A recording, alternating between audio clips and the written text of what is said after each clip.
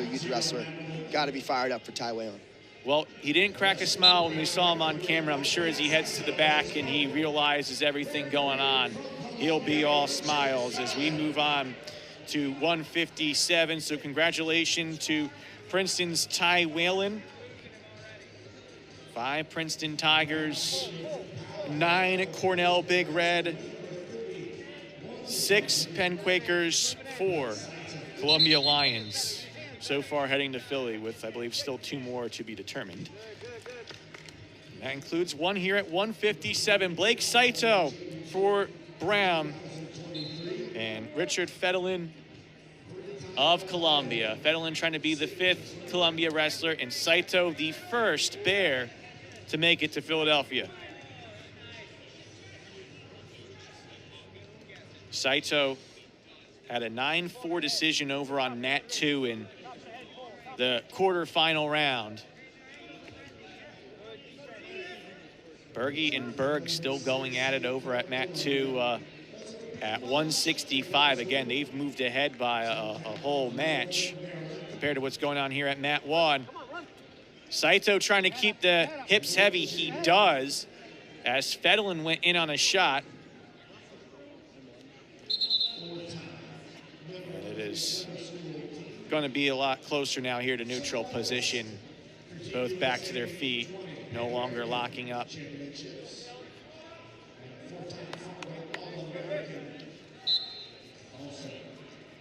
Still battling it here. Well, we didn't get to see the first matchup between these two. That was over on our Mat 2 broadcast. But it seems like Fedalen confident that he can stick with Saito after the first round loss. Yeah, been even keel so far. 2 minutes in to this first period. A lot on the line here. 14-3, the major decision at 165 for Princeton's Blaine Berge. So he finishes in 5th place. Cale Berg in 6th. It was Keegan Rothrock upsetting Berge at 165. He is set to face Andy Trzynski in a rematch of a very tight bout we saw in the first round, coming up next at 165 for 3rd place. Absolutely. Another big one. This one here, though, 25th of 26 bids on the line. Fedalen with a takedown, looking for more, trying to pull off the upset, and as the 6th seed, trying to punch his ticket to the NCAA tournament. He gets 2 points, not 4 on the near fall, leads 5-0, and does that in short time, riding out the period. What a moment here for the Columbia wrestler. How about this kid? Coming in here, he's here to play. It was almost another fall. Yeah, it was something that was very much on my mind when talking to all the coaches during the week.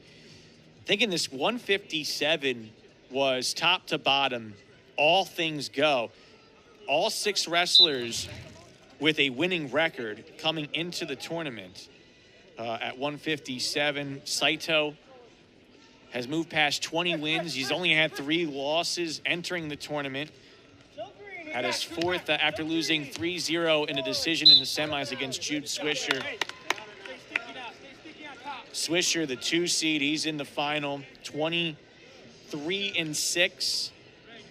Meyer Shapiro, 10-1 after defeating Jimmy Harrington, who he finishes with the winning record, obviously, as well. And then Jake Mann entered the tournament at 11-8. So it's a situation where anybody can get the job done. Fedalen entered the tournament at 18-12.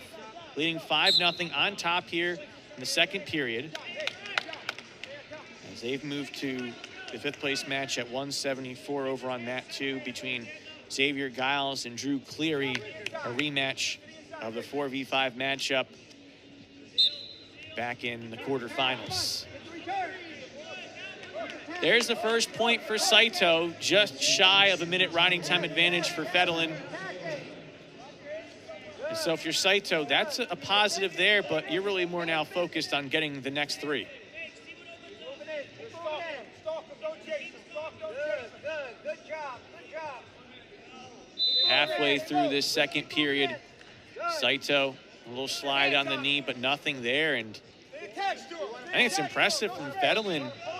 He's adjusted defensively against Saito, who has that height advantage, tries to go deep in on a shot, and then Fedalen gets low. Yeah, good defense from Fedalen right now. He's looking to actually score here with about 30 seconds left in the second period. He's in the driver's seat right now. He's got to be feeling really good about how he's wrestling. And look, the height is kind of more of its reach versus center of gravity. If you're taller, can you use the reach to your advantage and get deeper in on a shot? But if you're the shorter wrestler, can you keep that center of gravity and then maybe find your way on a re-attack, getting deep in on the taller wrestler, and then taking that to your advantage? Totally. Short time in the second period. Richard Fedalen could be the first Ivy 6 seed to punch a ticket into the NCAA tournament. He's up 6-1 with the choice in the third period. As you see here, our third place match, Blake Saito and Richard Fedalen, and a 3-bid bracket. 3 wrestlers going on to the NCAA tournament as Saito, first look for him on top. He can get right back in it, although it comes moot if he was able to get a near fall. So now 6-1, the Fedalen lead. Saito's got to find something. Saito looking for, yeah, I was just going to say. Unable to score there. He's just looking to rip away, so to say, Fedalen on the slide by and get behind for 3. So still a 6-1 deficit for Saito. He's trying to stabilize with the right hand. Fedalen staying heavy. And it's been a good job being able to get in tight and use the stout, thick body of his to stick with it here. 64 seconds away. Did think he was the strongest 6 seed, to be perfectly honest. Thought he was the strongest 6 seed of the 10 weight classes, but after that first loss against Saito, keeping his mind right, battling back, the pin against Jimmy Harrington, who earned a pin in both of his wins.